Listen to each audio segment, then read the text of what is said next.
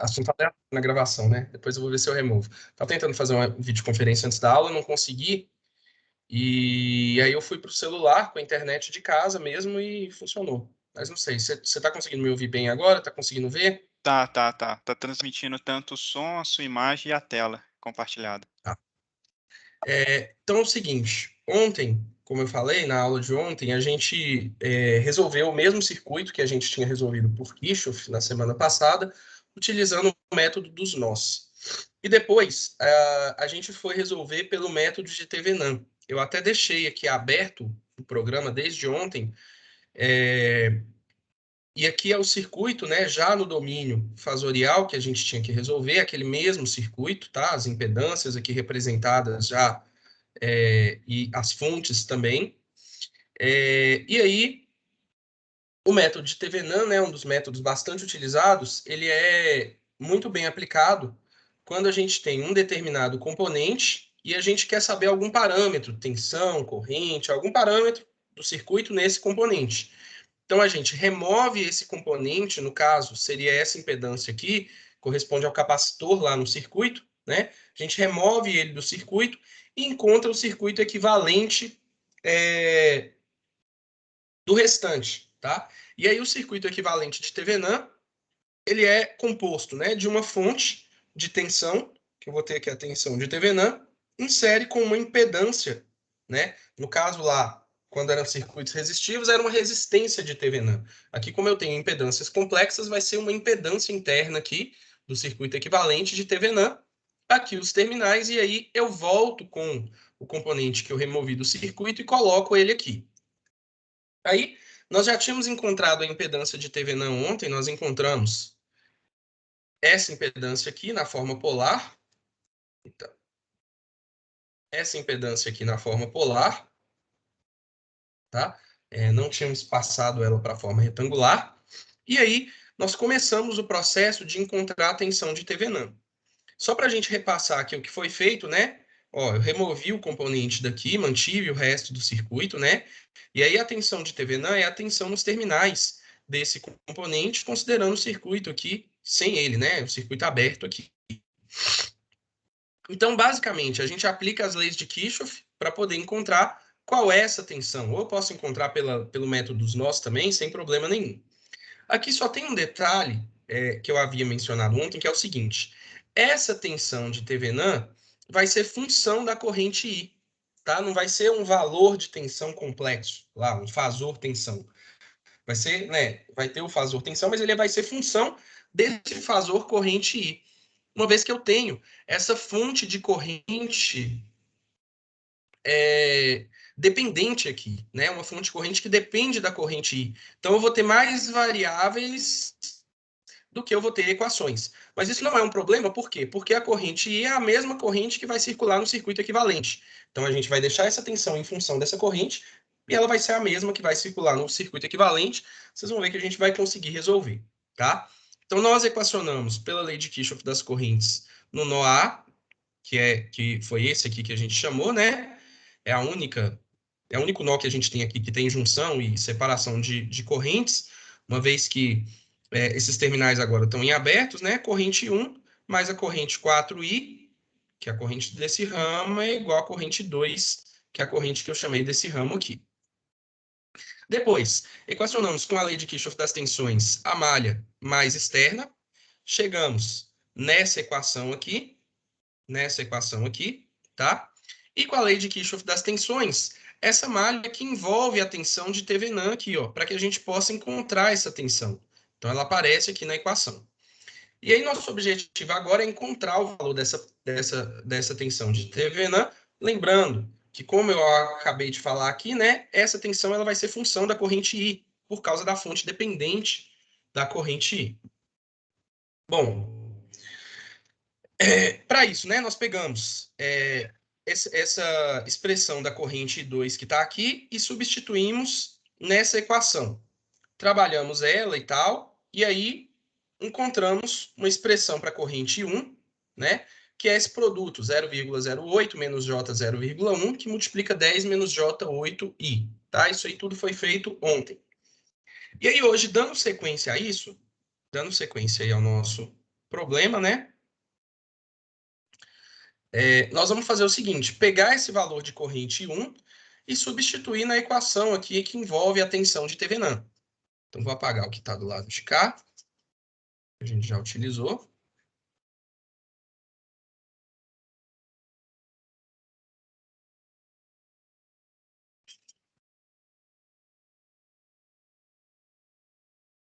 Tá? E aí, nosso primeiro passo aqui vai ser, né? Primeiro eu vou abrir esse produto aqui fazendo a distributiva. Então, corrente 1 é igual 0,08 vezes 10 vai dar 0,8. 0,08 vezes menos J8I é menos J. 8 vezes 0,08, 0,64.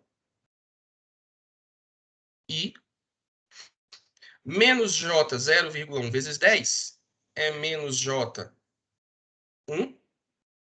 E menos vezes menos mais J vezes J é J ao quadrado, que dá menos 1. Então fica menos 0,1 vezes 8 é 0,8 I. Só para a gente juntar tudo que tem I e tudo que não tem, I1 vai ser 0,8 menos J1 mais menos 0,8 menos J 0,64 que multiplica I, né? Então, peguei esses dois termos aqui independentes de I e esses dois termos que multiplicam I, juntei aí e separei. Daí nós vamos pegar essa expressão de I1 e substituir aqui. Então, nós temos 5 que multiplica tudo aquilo ali, 0,8 menos J1 mais menos 0,8 menos J 0,64 que multiplica aí mais, deixa eu apagar aqui, mais a tensão de Thevenin é igual a 10. Só para a gente poder lembrar ali. Mais tensão de Thevenin é igual a 10. Vamos abrir essa distributiva aqui também. 5 vezes 0,8 dá 4. Menos J1 vezes 5 menos J5 mais 5 vezes aquele produto todo, menos 0,8, menos J 0,64, que multiplica I, mais a Thevenin é igual a 10. Vamos isolar a tensão de Thevenin agora. Aliás, vamos multiplicar aqui primeiro, né? Com I aqui também. Então vai ficar 4 menos J5 menos 4 I. Aliás, ir lá em evidência, né? Joga só o 5 lá dentro, fica menos 4, menos J 0,64 vezes 5, 3,2, que multiplica I, mais a tensão de Thevenin é igual a 10. E agora vamos passar tudo que não é a tensão de Thevenin para o lado de lá, para a gente achar a expressão para ela. Vai ficar, então, 10, 4 vem para cá, menos 4, menos J5 vem para cá, mais J5, e mais essa expressão toda vem para cá, menos essa expressão toda.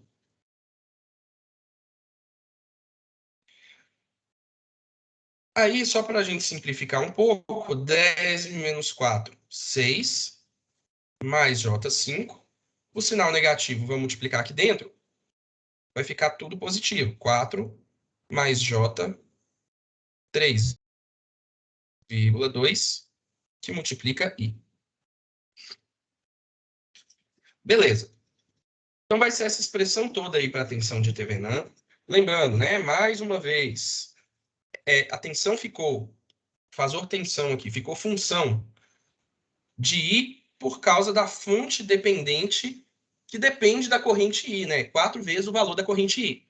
Se aqui fosse uma fonte de tensão de corrente comum, que eu já tivesse o valor da corrente, nós íamos achar um número complexo, né, um fasor tensão lá complexo, que não fosse dependente de nenhuma variável.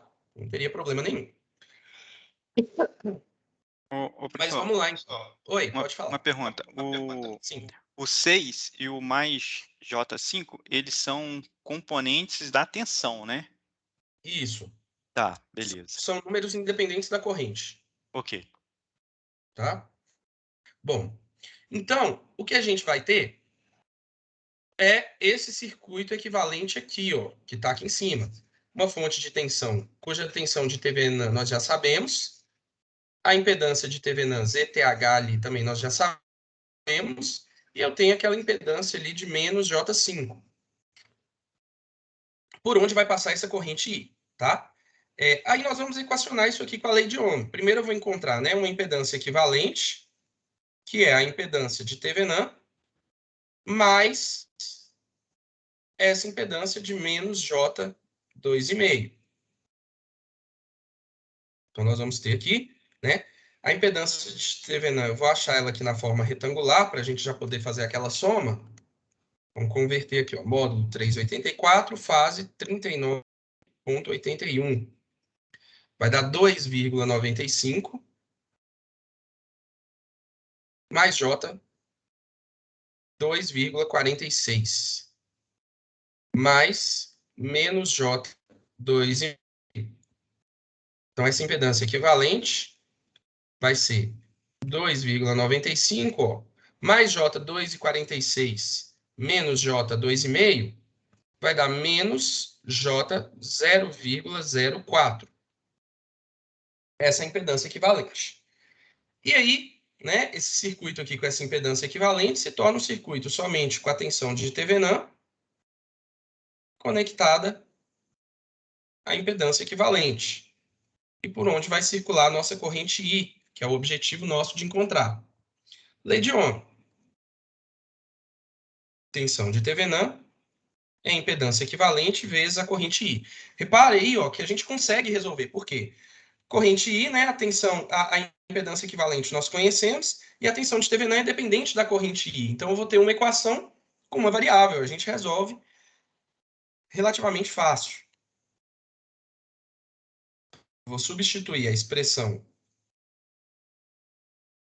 para a tensão de TVNAN, que é igual à impedância equivalente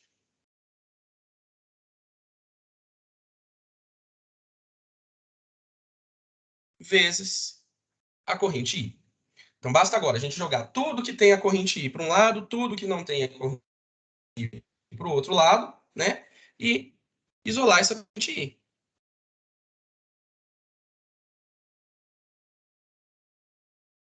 Então, tá na minha borracha aqui para poder apagar mais rápido. Então, ó, o que não tem I? 6 mais J5 vai para lá. E isso aqui que tem I vem para cá.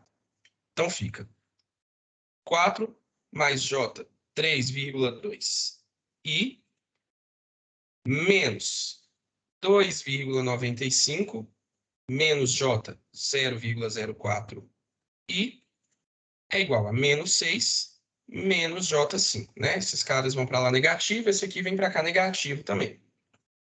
E aqui vai ficar, então, 4 mais J 3,2 menos 2,95 menos com menos mais J,004. Tudo isso multiplicando o I, né? Juntei esses dois aqui como se eu colocasse, não, né? Coloquei o I em evidência, que é um fator comum. É igual a menos 6 menos J5. Agora, ó, juntando parte real, 4 menos 2,95 dá 1,05. J 3,2 mais J 0,04 é mais J 3,24. Que multiplica I é igual a menos 6 menos J5.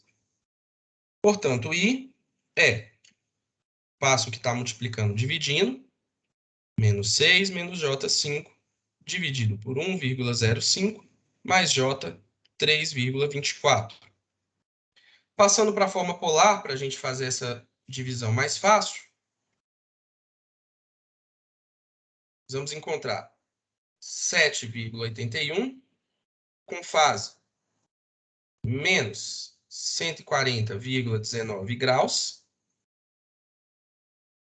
E embaixo, passando para a forma polar,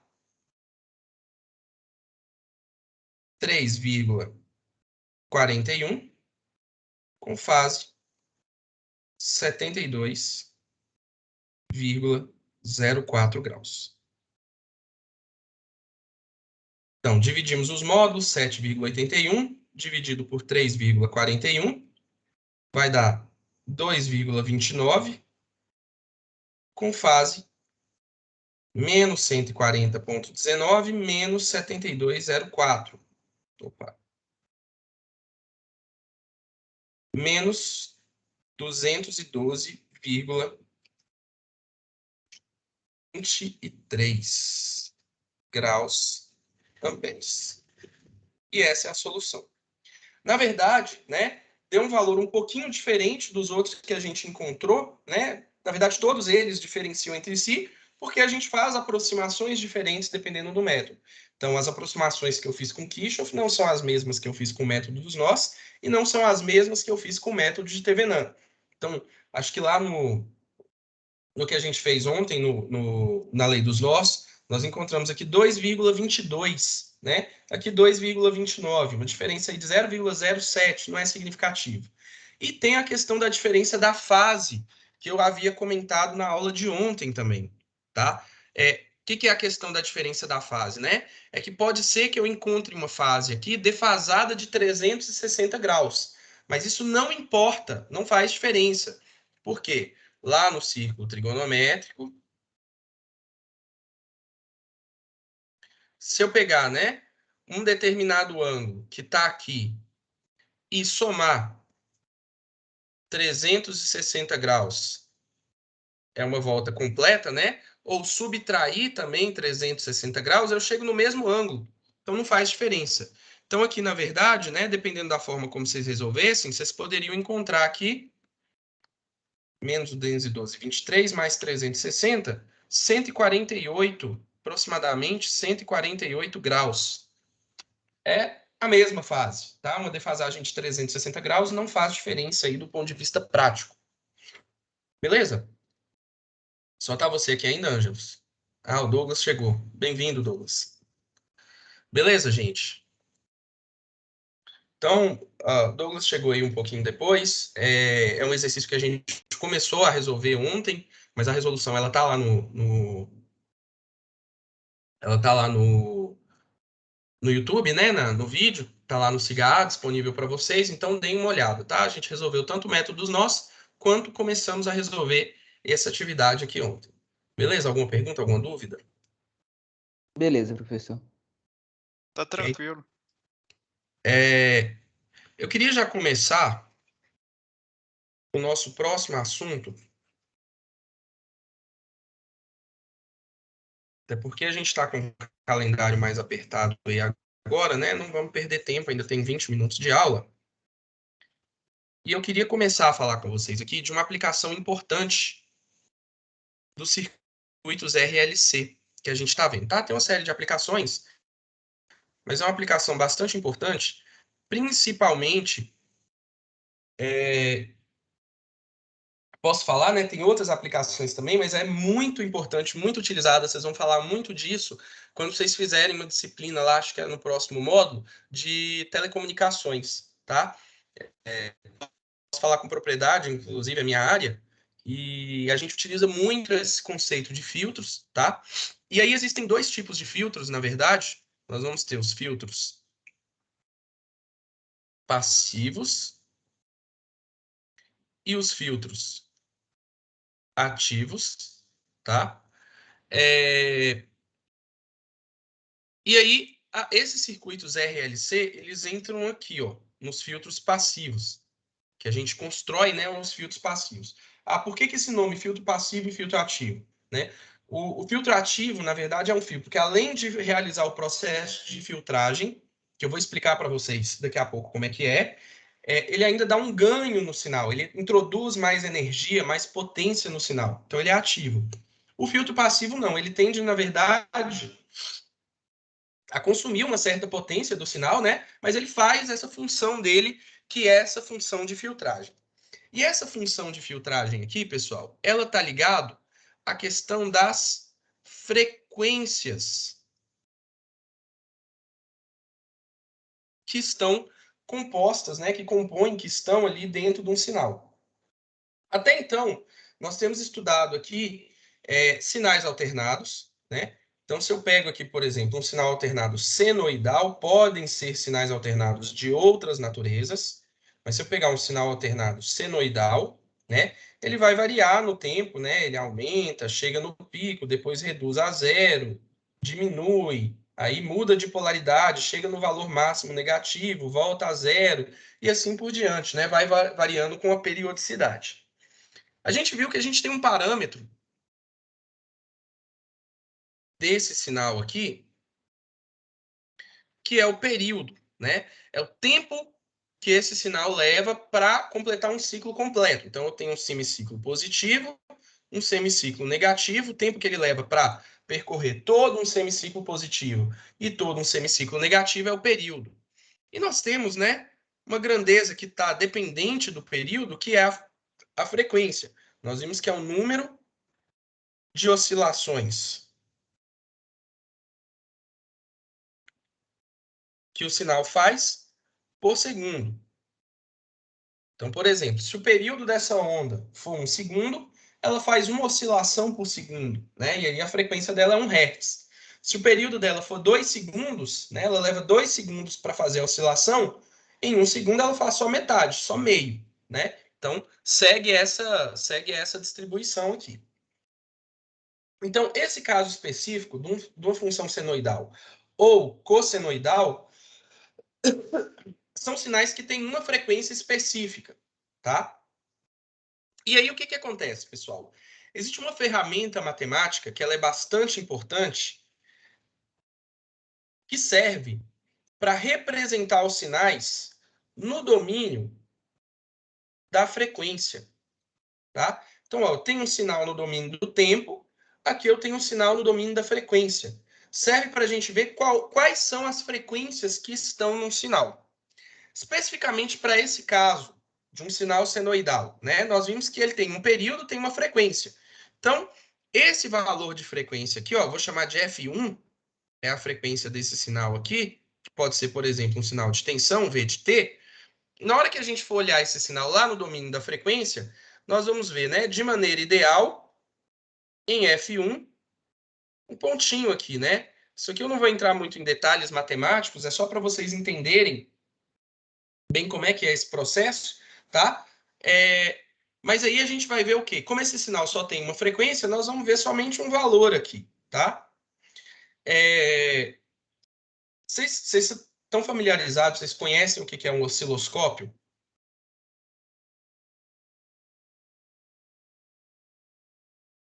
Um equipamento para você fazer a leitura de um sinal alternado. É um equipamento para você visualizar qualquer tipo de sinal, ver o gráfico, vamos dizer assim. Então, você joga o sinal elétrico lá, ele mostra o gráfico para você, tá? Então, se você jogar um sinal alternado, por exemplo, da tomada que chega nas instalações elétricas da gente, a gente vai ver um sinal assim, ó, né? E aí dá uma variadinha ali por causa de ruído, espúrios da rede, assim por diante, mas idealmente a gente vai ver isso aqui. Existe um outro equipamento que ele se chama analisador de espectro, que se eu pegar esse mesmo sinal senoidal e jogar nesse analisador de espectro, ele vai mostrar para a gente isso aqui. Ele mostra o gráfico do domínio da frequência, as componentes de frequência que um sinal ele tem. Aqui eu dei um exemplo mais simples, tá? De um seno, pode ser para um cosseno também e tal, que tem somente uma componente de frequência, mas se eu pegar um sinal alternado, por exemplo, quadrado, uma onda quadrada, né? E a gente for observar ele lá no domínio da frequência, isso aqui é o tempo, né? E a gente for observar ele lá no domínio da frequência, nós vamos ver um monte desses pontinhos, tá? que tem a frequência fundamental e os harmônicos aqui, né? Conforme é maior a frequência, né? Essa aqui é a frequência fundamental dele. Aqui tem 3 vezes a fundamental, 5 vezes a fundamental e assim por diante. Vocês vão estudar lá em telecomunicações, mas só para mostrar para vocês que dentro desse sinal a gente tem várias frequências. Ah, e se eu pegar um sinal que representa, um sinal elétrico que representa uma grandeza real para a gente, né? Uma grandeza prática, uma grandeza que a gente tem. Por exemplo, se eu falo no microfone, aquele microfone ele absorve a minha voz, né? E transforma aquilo num sinal elétrico. Se a gente olhar para o sinal elétrico, né? Que vem num sinal de voz assim, ele é um sinal todo doidão assim, tá? E aí ele vai ter uma transformada de Fourier e vai ter uma determinada característica, né? Não é. Daqui a pouco eu falo o que é essa transformada de Fourier, tá? Mas ele vai ter uma característica lá de frequências também que não vai ser regular, assim, vai ser alguma coisa irregular, sei lá, só para a gente imaginar, né? Vai depender, não é simples, mas para a gente imaginar assim, tá? Um determinado número de frequências. Então, assim, todo sinal, seja ele um sinal com uma frequência só, um sinal com um monte de frequência de uma onda quadrada, um sinal de voz, um sinal de imagem, um sinal de vídeo, vai ter sua representação lá no domínio da frequência. Esse nome complicado que eu falei aqui com vocês agora, essa transformada de Fourier, é o que significa essa setinha dupla aqui com esse F, tá? É a operação matemática que a gente faz para encontrar um sinal no domínio da frequência. Ela é uma operação, né? Se eu quiser saber V de T no domínio da frequência, só para mostrar a vocês a título de curiosidade, é uma integral que a gente falou lá que existe, né? Uma integral complexa que a gente tem que resolver essa integral para achar esse sinal. Nem sempre a gente resolve, tem propriedades, tem outras coisas. Isso aí, se alguém for fazer um curso de engenharia, por exemplo, na área aqui de telecomunicações ou elétrica, vocês vão estudar isso aqui, mas só a título de curiosidade para mostrar para vocês. E uma outra nomenclatura que é importante que a gente tem aqui, né? Como é que a gente chama o gráfico do sinal no domínio da frequência? É o espectro do sinal. Espectro de frequências, né? Por isso que o aparelho que serve para a gente olhar isso chama analisador de espectro. E por que, pessoal, que é muito importante que a gente tenha, né, para algumas aplicações, essa visualização do domínio da frequência, a gente conhecer o comportamento do sinal do domínio da frequência. Vocês conseguem imaginar? Conseguem me falar aí?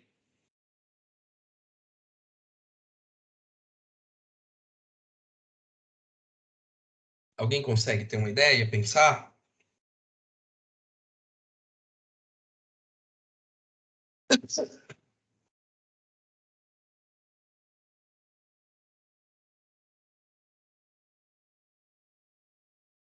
Quando a gente... Oi.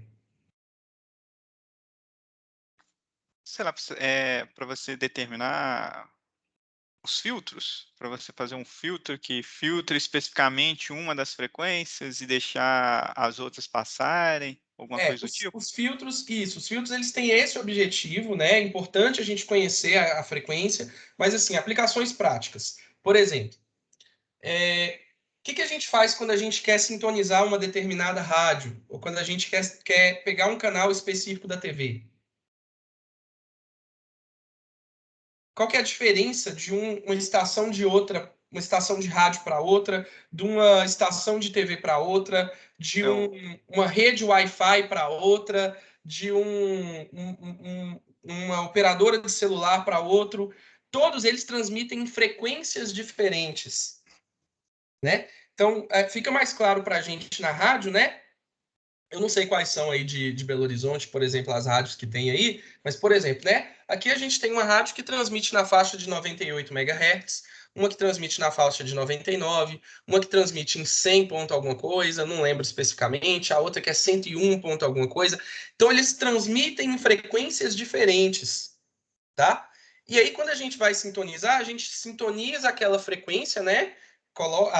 Ajusta, vocês vão estudar isso depois na negócio de telecomunicações, vai ficar mais claro para vocês, porque como é que a gente leva para essa frequência, como é que a gente faz para separar, enfim, tá? Mas basicamente, quando a gente sintoniza no rádio, que a gente regula aquela frequência, né? A gente sintoniza, emparelha a nossa antena com aquela determinada frequência, e aí ali dentro vai ter um filtro que filtra, que elimina as outras frequências. Então aí tem uma aplicação que a gente tem de filtros, tá?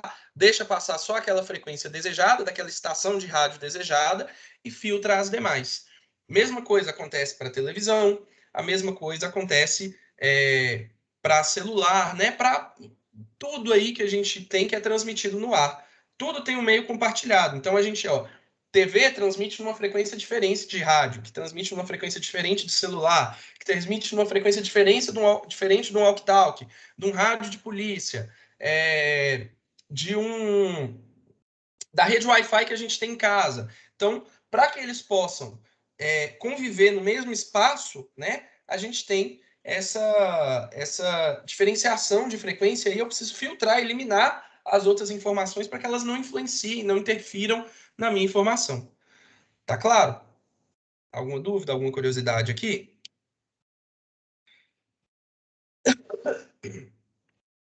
Entendi, professor.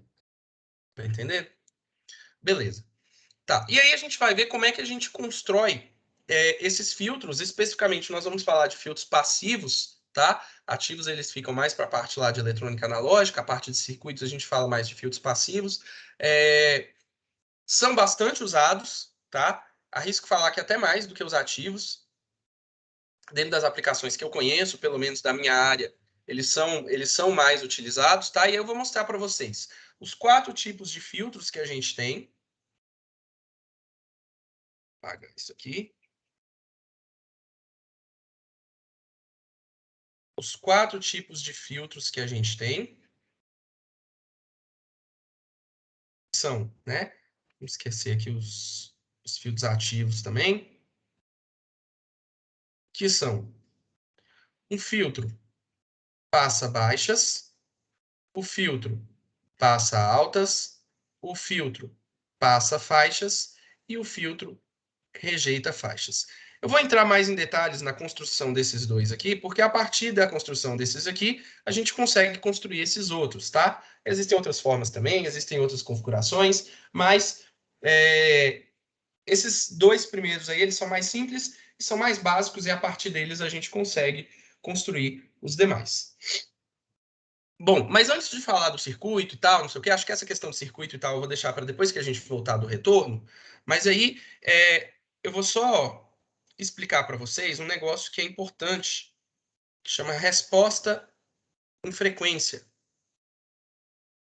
que é uma característica de qualquer circuito, tá? Então eu tenho, né, um sinal de tensão aqui de saída,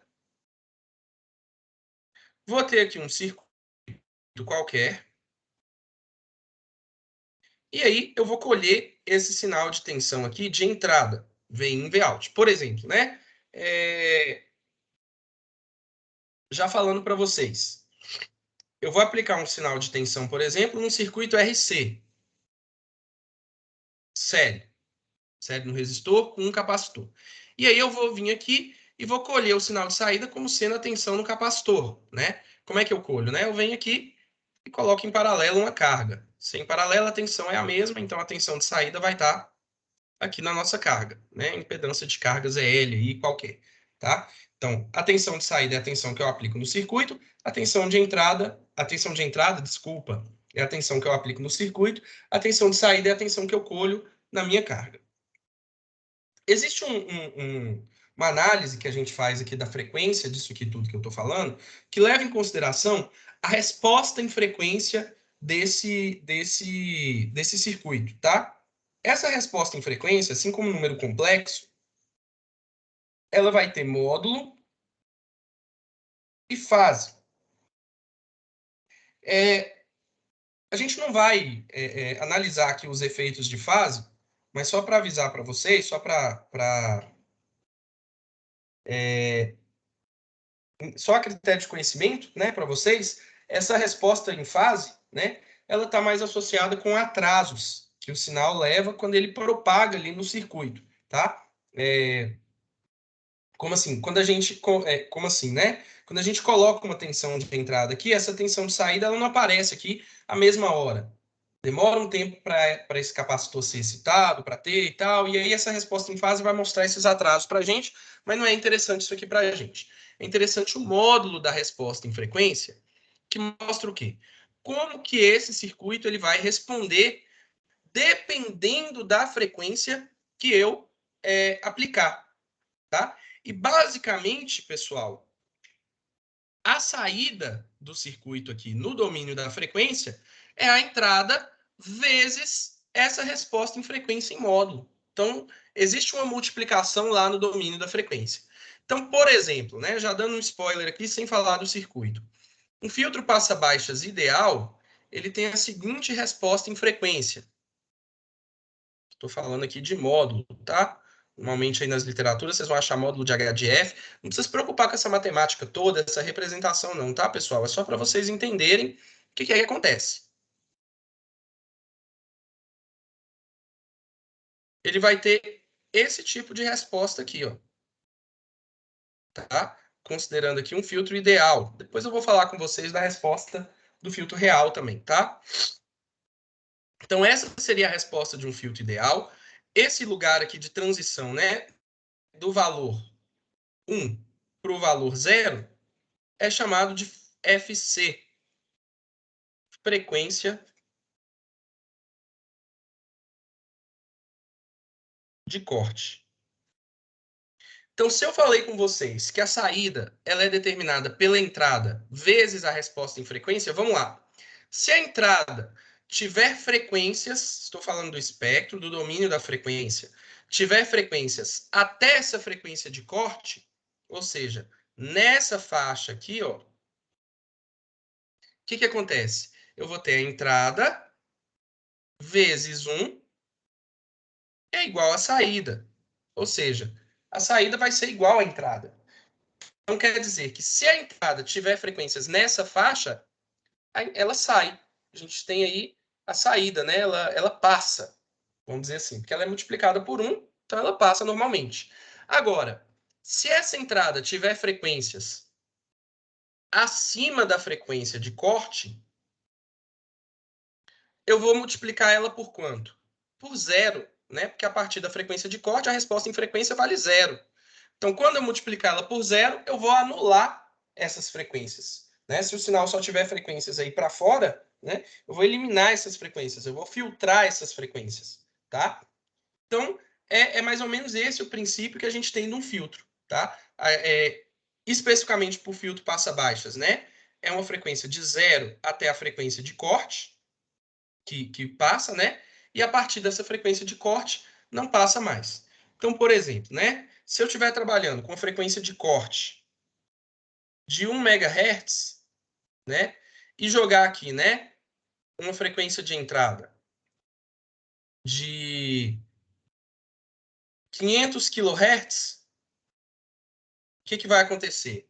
Esse sinal de 500 kHz vai passar, se for um seno de 500 kHz, por exemplo, né? Se for uma entrada, né? Então a frequência de saída é 500 kHz. Agora, se a frequência de entrada, por exemplo, for de 2 MHz, o sinal de saída é 0. Ele é filtrado, ele é anulado aí. Tá? Essa característica do filtro passa-baixas, ele passa, né, as frequências mais baixas, ou seja, abaixo da frequência de corte, por isso que é esse nome, né? O filtro passa-altas é acima da de corte, o passa-faixa é uma faixa ou rejeita faixa, né? Filtra uma faixa, eu vou mostrar para vocês na próxima aula com calma, mas só para poder entender aí como é que se dá esse processo de filtragem e tal. Nosso tempo aqui acabou, mas aí, como eu falei com vocês, na próxima aula, aí a gente vai ver com detalhe como é que é o circuito para cada um desses tipos de filtro, como é que a gente pode montar, e aí eu vou mostrar algumas simulações para vocês também desses circuitos funcionando, e aí vocês vão ver, quando eu jogar uma frequência alta, quando eu jogar uma frequência, né, que o filtro deixa passar, vai passar. Quando ele não deixar passar, vai cortar, vai eliminar. Vamos falar também de filtros reais, que esse filtro aqui é ideal, ele não existe na prática. Na realidade, né, a gente tem uma banda de transição do filtro, tal. Aí eu vou falar o que é banda de passagem, o que é banda de rejeição. Vamos ver isso aí com mais calma. Então agora foi só uma introdução mesmo. Dentro dessa introdução, vocês querem perguntar alguma coisa não ficou clara?